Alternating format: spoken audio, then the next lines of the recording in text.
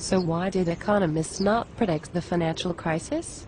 Because they believe that looking at the way money is created is not important. What do you mean? They believe that it is not important that banks create money. What do you mean banks create money? Money is created when we borrow from the bank. How is that possible? Well, they have a license to create money called a banking license. But I thought it was illegal for any company to create money. Not for banks. Why not?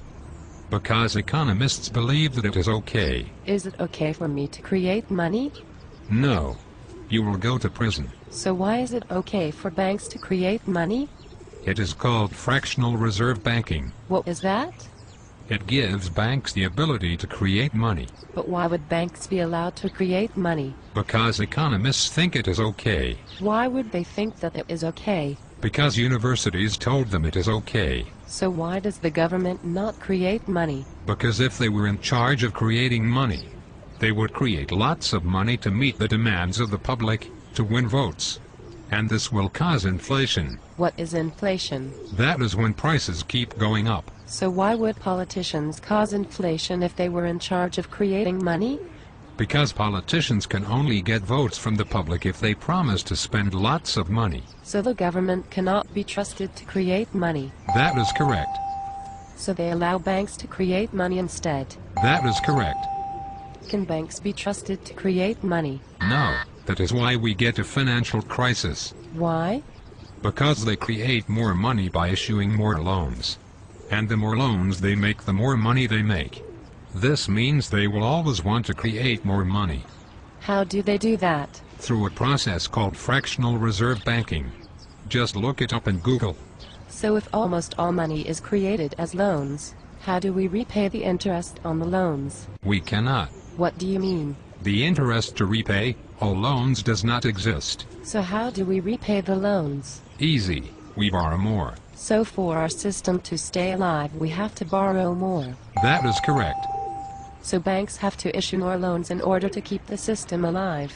That is correct. But they told us the banks are evil. If they did not issue more debt, we would have been in a depression a long time ago. By issuing more debt, they are keeping the broken system alive.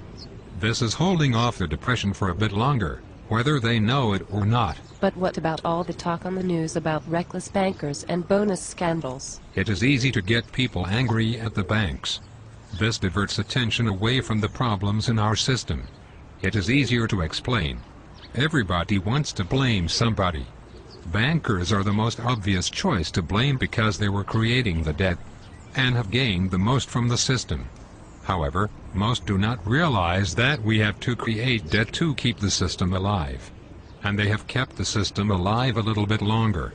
So how do we borrow more to keep the system alive? That is easy. We take out more credit cards. We take on more mortgages. Our children take on more student loans. And companies borrow more. So we have not overspent like everybody is telling us. We are simply keeping the system alive. All the debt kept the system alive and prevented the depression. No spending on debt. No money. This is how the system works. But what happens when we have to repay those loans? We borrow more because our system has more debt than money. The money to repay does not exist. So we must borrow more. Does this not mean we have to borrow more forever, just to pay the interest? That is correct. So if we don't take on more debt, what happens? Then we don't have the money to pay the debt. So, then what? We declare bankruptcy. But when we go bankrupt, does that not mean money disappears from our system? That is correct. So how do we survive when money is disappearing? We do not. We go into a depression. What if we don't want to go into a depression? Simple. The government borrows the money for us instead. Why would the government borrow the money? Because the majority of people are too broke to take on any more debt. And the majority of businesses are too busy trying to repay their old debt. They cannot take on any more debt. Somebody has to borrow more, or the system collapses. So the government steps in and borrows the money. Remember, if there is no debt, there is no money. And government debt increases forever despite the fact that they think they are trying to pay it off. What happens when the government borrows more? Banks lend more money and things eventually go back to normal. But we are still in debt. That is correct. And businesses are in debt? That is correct. And the government is in debt. That is correct. What happens when the government tries to repay the debt? They increase taxes and borrow more. They pay some of the interest with the new additional tax income.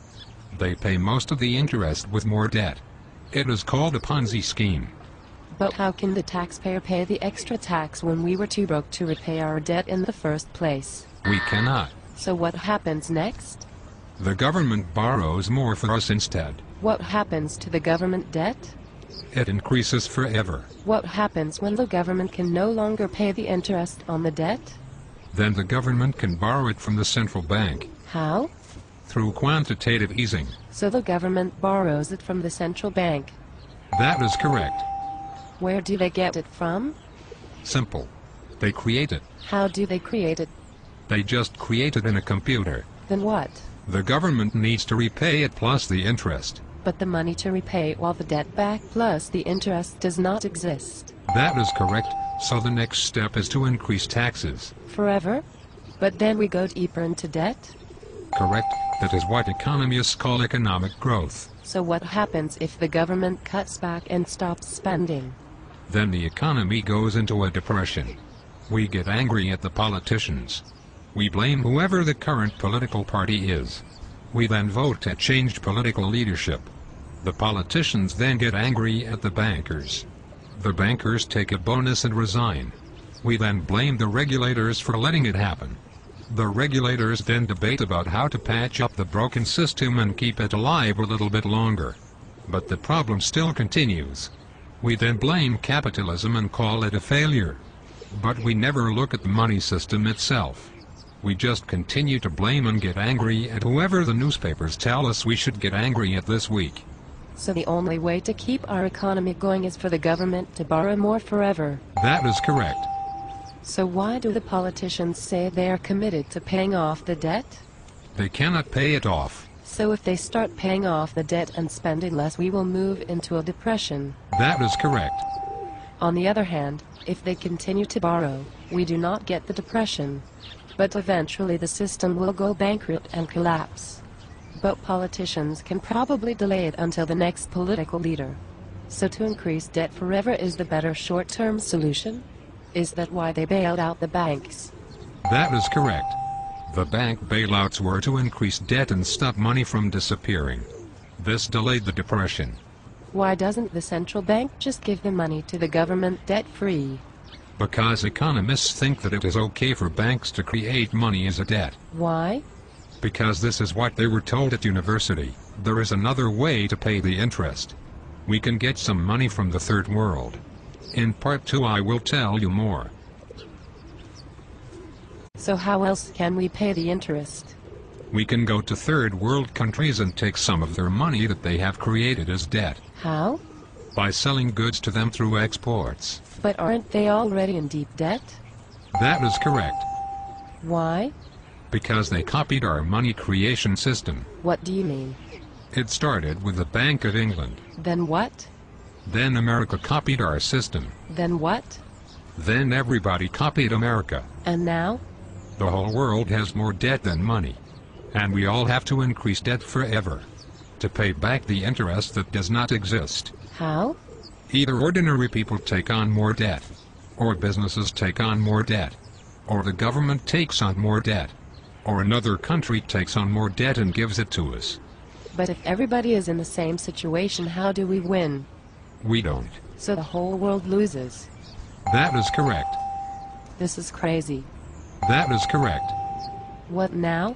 Either the whole system collapses or we change the way we create money. What do you mean? I know this guy called Simon Dixon. He is part of a small group of people called monetary reformers. Economists call monetary reformers crackpots. Monetary reformers believe that money should not be created by banks. Does Simon Dixon and the monetary reformers smoke crack? No. But economists think that Simon Dixon smokes crack. They think anybody that hangs out in the monetary reform gang must smoke crack. Monetary reformers believe money is too important to be privately created by banks. Economists call that crazy. What is crazy about that? Well, the legend says that when money reformers smoke crack, they believe that money should be created debt-free. But I do not smoke crack, and I think there is nothing crazy about that. Well, economists think it is crazy, and they will probably think that you smoke crack. Why? Because university told them. How do you create money debt-free without smoking crack? The person in charge of creating money simply creates it. Then the money is spent into the economy on good things. When the money is spent, it is not asked to be repaid. I have been told that it works best if the person that creates the money does not smoke crack. Then who creates it? Well, the government cannot create it. Why? Do they smoke crack? No. But they cannot get votes unless they spend more. The public always wants them to spend more in exchange for votes. So they will always create too much. This will cause inflation. I see. Can the banks create the money? No. The banks cannot create it. Why? Do the banks smoke crack? No. But the banks will always make more profits when they create more money. This will always lead to a financial crisis. Well, who can create the money? Somebody needs to create the money independent of the banks and the government. Who? Well, a nationalized independent central bank could do it. But how will you stop the nationalized independent central bank from creating too much money? Well, if an independent nationalized central bank created money, it would be a lot more simple than the current system and a lot more transparent. It would be very easy to check what they are doing. What do you mean? Well, currently we rely on economists to create mathematical formulas that nobody understands. These formulas are used to guide central bankers. Central bankers try to indirectly control how much money banks create by changing the cost of borrowing. It is almost impossible to do, and nobody really understands it. What is the cost of borrowing? Interest rates. Oh. Is that why interest rates go up and down? Yes. That is central bankers trying to control how much money banks create. They get people to borrow, then send them bankrupt later. How do they do that? Well, if we want to stimulate growth, we get more people to borrow. How? By keeping interest rates low, it is cheap to borrow. I see. Then when people borrow more, banks create more and more money. As more money is created by banks, there is more and more interest to repay. Then prices go up. So then what? Well, then we send the people that borrowed the money bankrupt. We do this by increasing interest rates and the cost of repaying their loans. How does that work? Well, when central bankers increase interest rates, the cost of people's loans go up, and people can no longer repay. They go bankrupt because they have to repay more than before. So this stops prices increasing. Is that not called the business cycle? That is correct. We get people in debt, then send them bankrupt. Economists call this the business cycle. They think this is a natural process. I see. So if money was created without debt, you would not need to use interest rates to get people in debt and then send them bankrupt. That is correct. So why don't we do that? Because economists think that would be crazy. If we did this, we would all be crackpots. I think this system is crazy. I agree. So how would the nationalized independent central bank create money? Simple. They would create the amount of money our economy needs to eliminate the business cycle. This will be done transparently, without the need to manipulate interest rates. Then what? They would give any money needed to eliminate the business cycle to the government to spend debt-free. We also make it illegal for banks to create money. We did this in the past, last time we reformed money. It is nothing new. Does this mean the end of the financial markets and banks? Of course not. That would be crazy. It just means we stop subsidizing banks, and they stop profiting from creating our nation's money. This will allow the financial markets and banks to be much more stable. There is a genuine need for the financial markets and for banks to lend real debt-free money. I see. How would the government spend the debt-free money? The public would vote through democracy, like we do now. This is no radical change in politics. It just makes the money system work. So the government would get the money they need without taking on debt? That is correct. And we would not need to get people in debt and send them bankrupt by manipulating interest rates? That is correct. And government would not be allowed to create money to get votes? That is correct. And banks would not be allowed to create money? That is correct. And the crackpots would rule the world? No. Simon Dixon and the monetary reformers are just interested in creating a banking and monetary system that works. They do not want to rule the world. How do we make monetary reform happen? Over the years there have been plenty of proposals on how to do this without major disruption to the financial markets. Why don't we do it then? Because economists think it is crazy.